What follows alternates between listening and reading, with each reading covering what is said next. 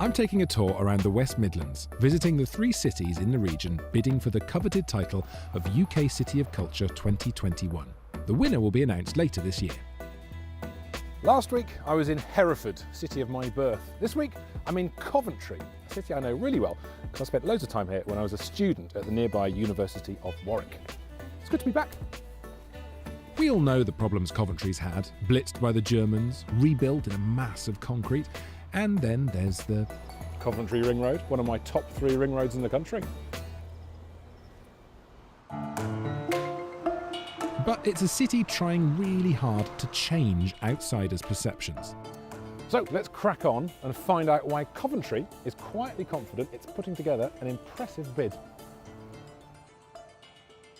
We're great people in Coventry and we've been able to regenerate the city many times over. We have so much talent and so much ability here.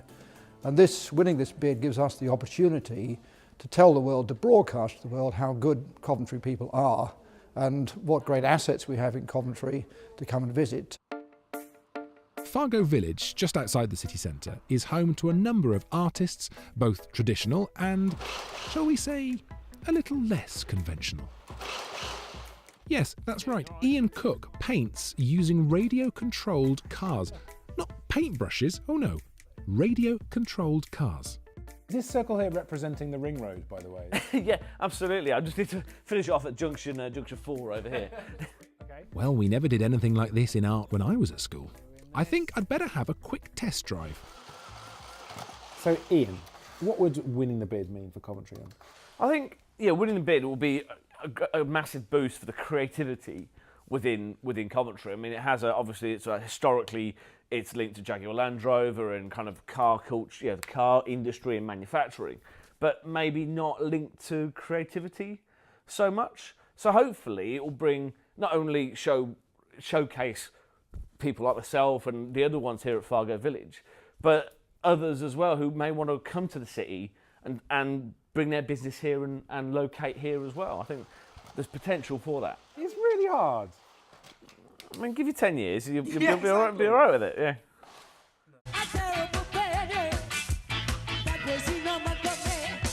Although Coventry is perhaps better known for cars than concerts, it does have a musical heritage of note.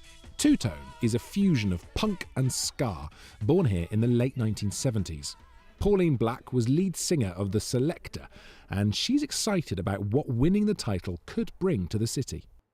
Myself and other fellow artists around the city, can only welcome, I guess, the thought of maybe money being brought into the city, the sort of economic aspect of it, the social aspect of it, bringing people together. That's what the music that I come from, which is two-tone music, has always been involved in, is, getting cultures together and seeing what happens musically through that. And culturally, well, there are a lot of different cultures within Coventry, all living very happily side by side, and always have been.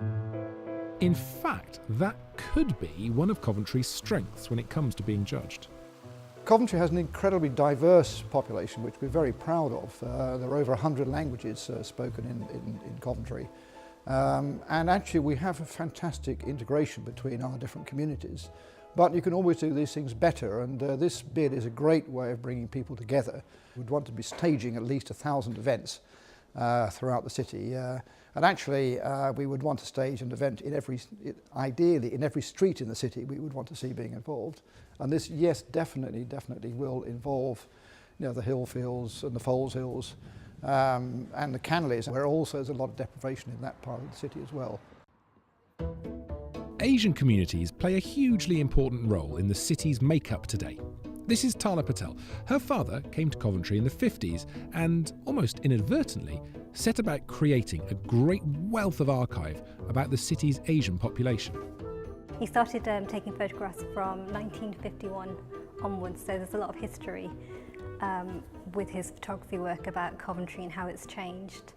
And it tells a story, a really important story about Coventry, doesn't it? It does. It shows how, especially South Asian migrants came to Coventry and how they settled in Coventry and adapted to the life.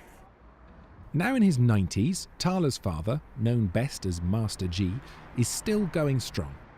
He had his first solo exhibition in November, and we had so much recognition from national press and just the local people coming to the exhibition and recognising their own stories within these pictures. People started to reflect and build their own narratives about the pictures.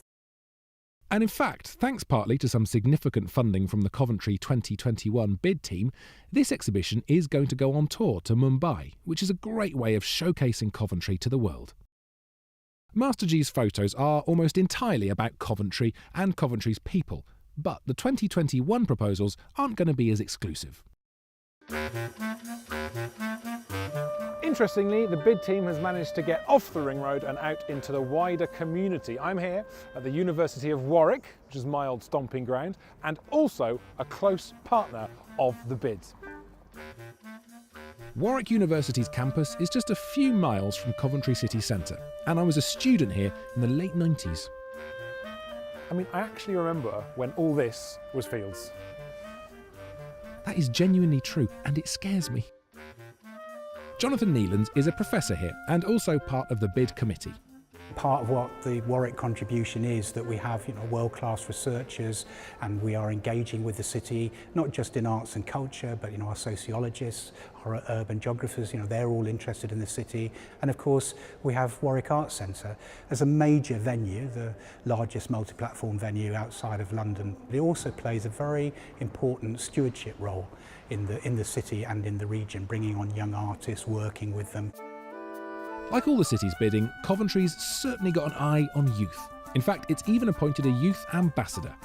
Ashley Jordan's a Coventry-born and bred performer.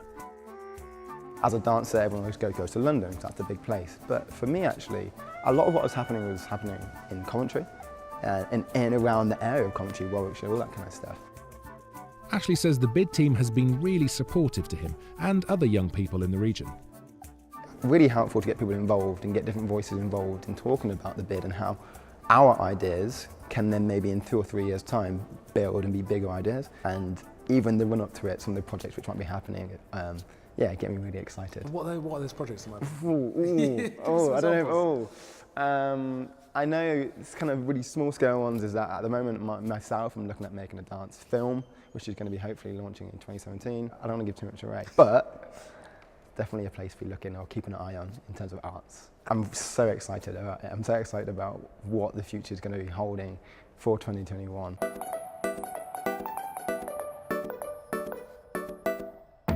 So there we have it. It's been great to be back in Cov.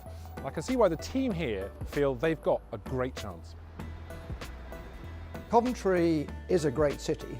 I don't think everybody knows that, but it is, and we're going to show the world what a great city it is.